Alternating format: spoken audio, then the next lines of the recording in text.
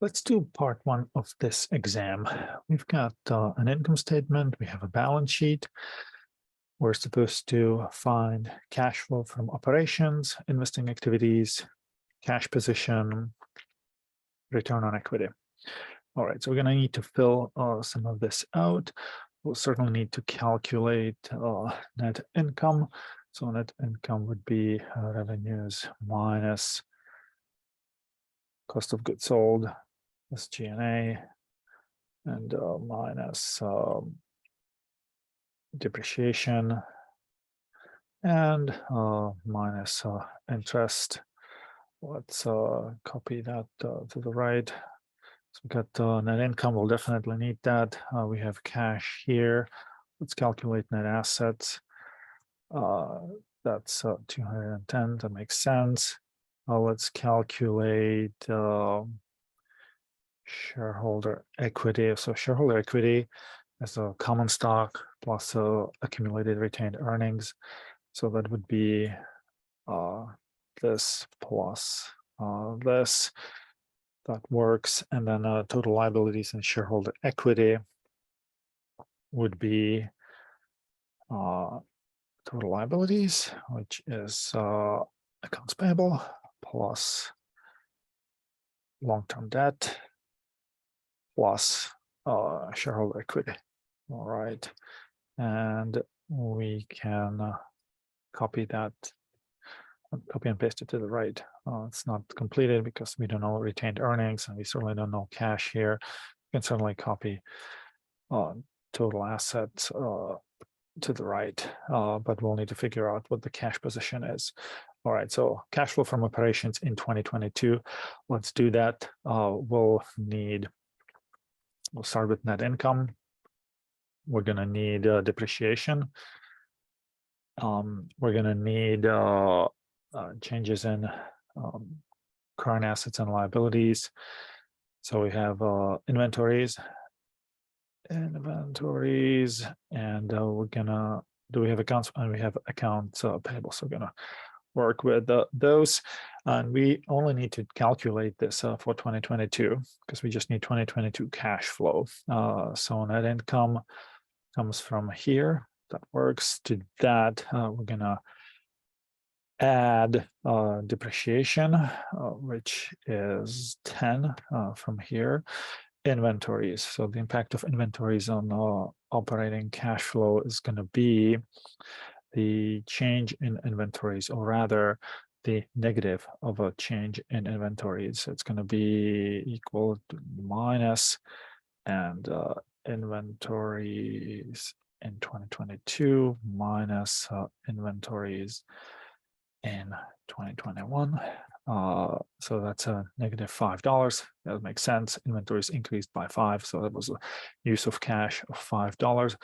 Accounts payable, they increased, so that's actually a source of cash. That's just going to be the difference between 20 and 10. Of course, for this purpose, we didn't have to type in a formula. We could just put in 10. But adding all this up is going to give us cash flow from operations. So let's put that in 91. Fantastic. What is the cash flow from investing activities? So we have acquisition of PP&E. And that would be, well, we have PP&E went from 10 to 90, but we had a $10 depreciation. Let's actually move this one down so we have a little bit of space. So we could actually calculate this using a formula. That would be the ending PP&E minus the beginning of the PP&E minus whatever it depreciated by, and that gives us 0.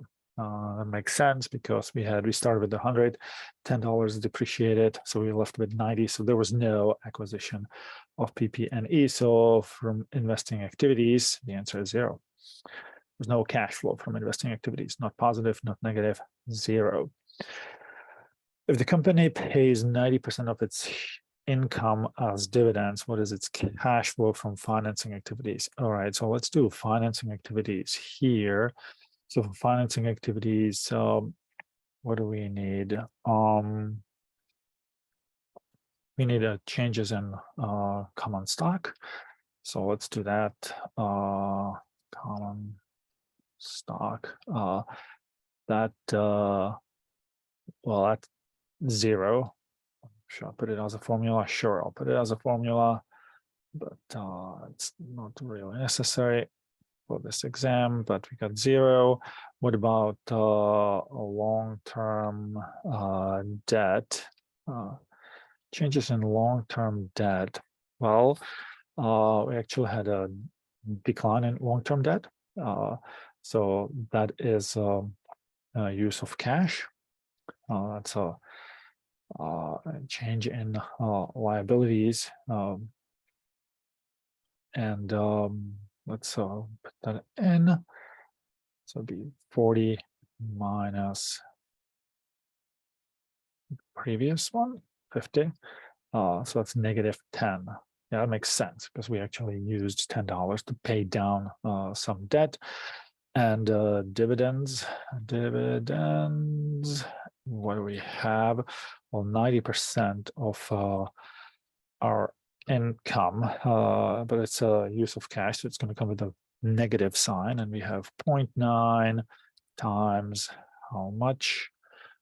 0.9 times 76. All right, that's 68.4. Yeah, $68 in dividends. If I add all that up, the cash flow from financing activities is negative 78. That makes sense. Okay, so I can actually calculate total cash flow here, and that would be adding from operations, that was positive. From investing, that was 0, and financing was negative because we paid lots of dividends, and paid down some debt. So we have a positive cash flow of 13, which all right, we are still in the answer question 3. So we can say negative 78 from financing activities here, minus 78. That's fine. And cash position would be the previous cash position plus total cash flow, which is positive. That's 113. Let's check that our balance sheet balances. What were the retained earnings? Accumulated retained earnings. So that would be the previous retained earnings plus net income times 0.1, because we only retain 10%, and that brings us to 148 and our balance sheet balances. So that is fantastic. We can put down the cash position at the end of 2022 as 113. We can calculate return on equity as net income divided by the average of shareholder equity over the beginning and the end of 2022. So that's 49%. Explain in words what would happen if the company decides to retain more of its income. What is the effect on the 2022 return on equity? So if the company decides to retain more income, the accumulated retained earnings would go up, and therefore shareholder equity would go up, meaning the denominator of the return on equity would go up, pushing the return on equity down. The numerator in the return on equity would stay the same because net income doesn't change if we retain more income. The only other outcome could be that if we use all of those retained earnings to buy back some stock, then total shareholder equity doesn't change. So the denominator doesn't change, the numerator doesn't change, and the return on equity would remain the same. So I'm not going to type it in here, but in the posted answers, you can read the typed up answer. In part 2, we have Union considering purchasing solar panels. The panels will produce 4,000 kilowatt hours per year. The panels last 20 years, but can be depreciated in a straight line over 5 years. Union is tax exempt. There's no income tax. Electricity cost in the capital region is about 20 cents per kilowatt hour. You can assume that electric bills are paid at the end of each year. Assuming that electricity price remains constant using a 10% discount rate, what is the net present value of the energy the panels will generate? So the panels will generate 4,000 times 20 cents worth of electricity for the next 20 years. That's constant.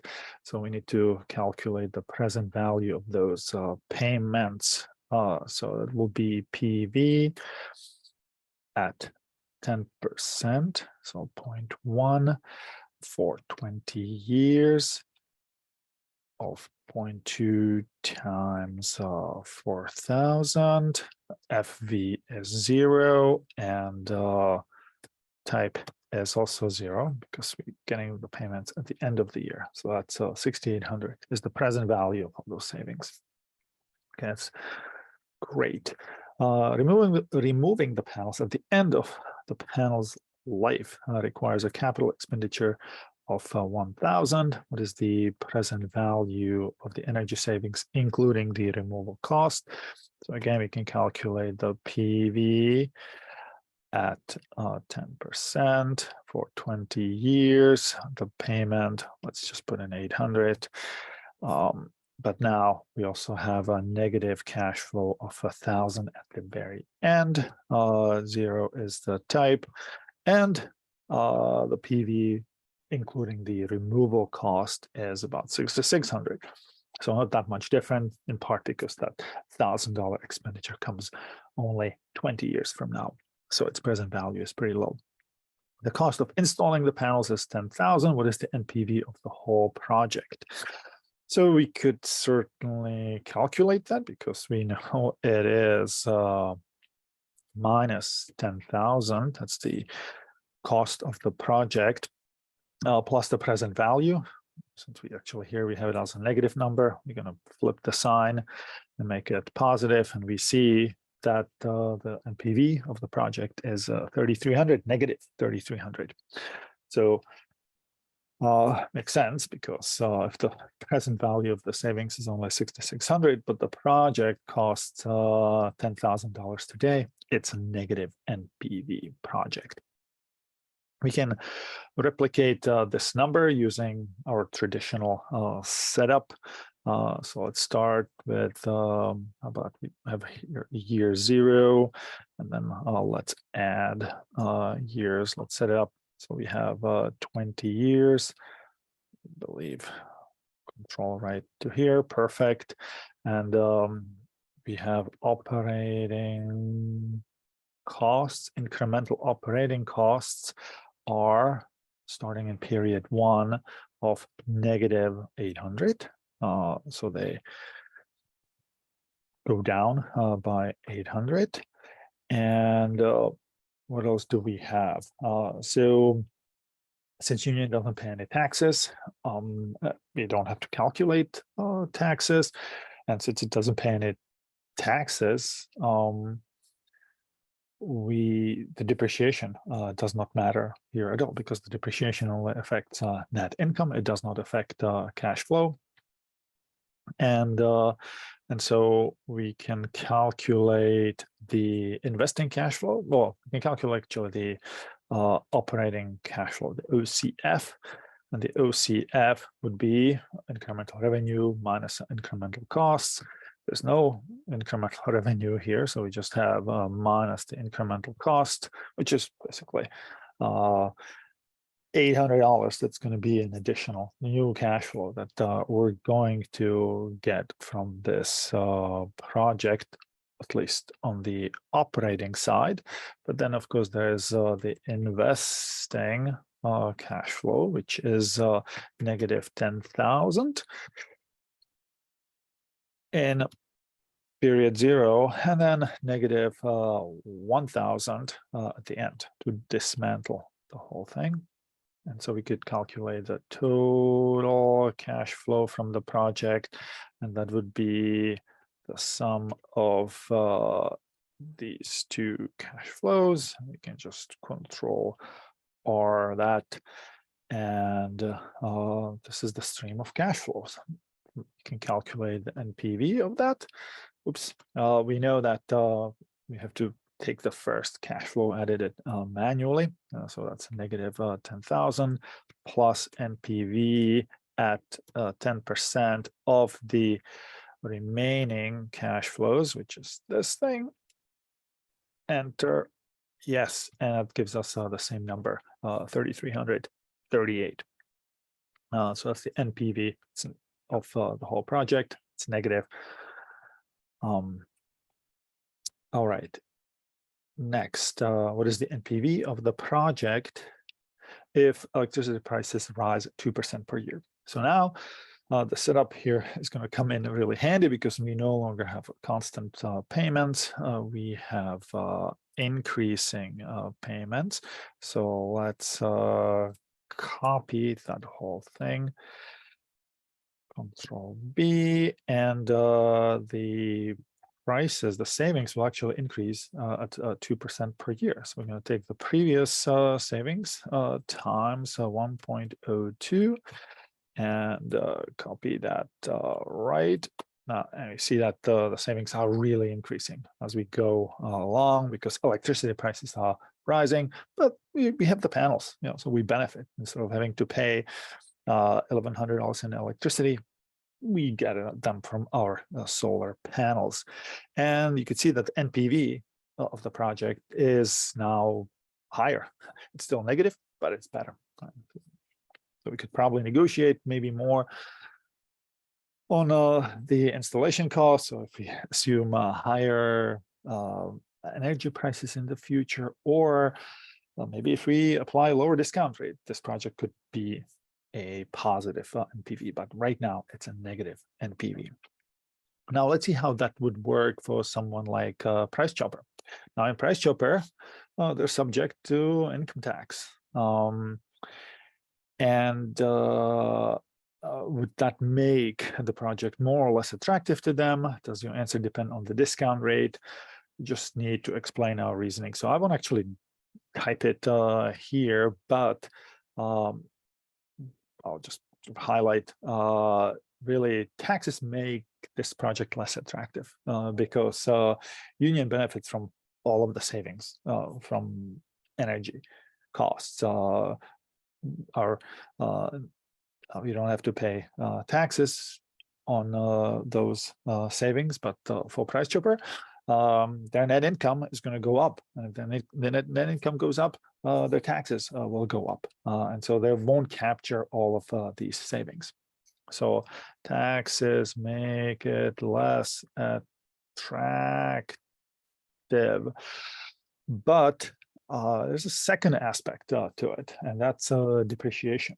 Now here you can claim depreciation costs, and that's going to affect your taxes. And in particular, here, those depreciation costs can be claimed very early on. So if a Price Chopper claims $2,000 per year for the next 5 years, depreciation costs, that's actually going to lower their net income. And it's going to lower their net income actually by more than the energy savings will increase their income. So their taxes in those first 5 years will actually go down. Then, of course, their taxes will be higher in those later years. But if we don't care so much about the later years, if we have high discount rate, then it may actually make this more attractive for Price Chopper, because the depreciation costs are going to lower their taxes, and they're going to claim they're going to capture this benefit early on. And if they have a high discount rate, that's a big plus. So I'll just say depreciation, or how about this, something like early on makes it more attractive. So, and in the posted answers, I actually spell it out a little more, but these are really the two forces that are pulling on price choppers consideration relative to unions consideration. Well, in bonus, let's see if we can actually set this whole thing up for price chopper and calculate what is the NPV of this project for them. So I'm going to control copy this and paste it over here. I'm going to need to create some space to calculate OCF, because now, sure, I have the operating costs, that's the same, but now I have depreciation, and depreciation is going to be 10,000 divided by 5 for the next 5 years, and then after that it's 0. And that will allow me to calculate incremental income before taxes, which is going to be, well, that would be just the revenue minus costs, minus depreciation costs. So the income before taxes in that first year would actually decline by $1,200. That makes sense, because we claim $2,000 depreciation costs, but we save $800 on energy. So our net income declines by $1,200. I can copy that to the right, and you can see that yes, their income before taxes is actually higher in later years. So we can calculate taxes. And I say they are subject to 20%. So let's calculate their taxes. Net income times 0.2. So we can see that their taxes are declining those first few years. Okay. And this gives us enough to calculate operating cash flow. So their operating cash flow, we can calculate it. You know what? Let's calculate it using. Let's add net income. Net income is going to be income before taxes minus taxes. Okay, and control that right. Fantastic. And so OCF, we can calculate as net income plus depreciation cost, right? Because that's a non-cash cost. And that gives us OCF, so operating cash flow is going to be positive 1,400.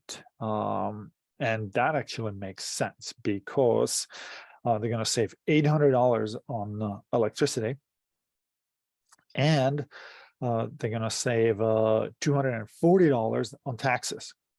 So their cash is going to be up 1,040. So we can copy that to the right. Did I already do that? No, I didn't. Okay. And now we can calculate their NPV. Right, the investing cash flow is the same. Let's just make sure that this formula takes the right numbers. Yes, it takes operating cash flow plus the investing cash flow. Same thing here. Okay. So for price chopper, we could see that the NPV is It's still more negative, but it's pretty close. It's pretty close to what it is at Union. Let's actually explore this a little more. In the answers, I create a whole table, but let's see. What if the discount rate? What if the discount rate weren't 10%? What if the discount rate were 0? Then this is a positive net present value project. The discount rate were 0 here. It would be also a positive NPV project and much more beneficial for Union than for Price Chopper, because we don't have to pay taxes on those savings, but Price Chopper does. However, if we increase the discount rate to how about 30%? Right, so for Union, it's a deep negative NPV. For Price Chopper, it's also going to be deep negative NPV, but actually less so. I can see that for Price Chopper, they get higher cash flow early on, and then a lower cash flow later. They get lower cash flow overall, but because of depreciation, their cash flow comes in earlier than it does for Union.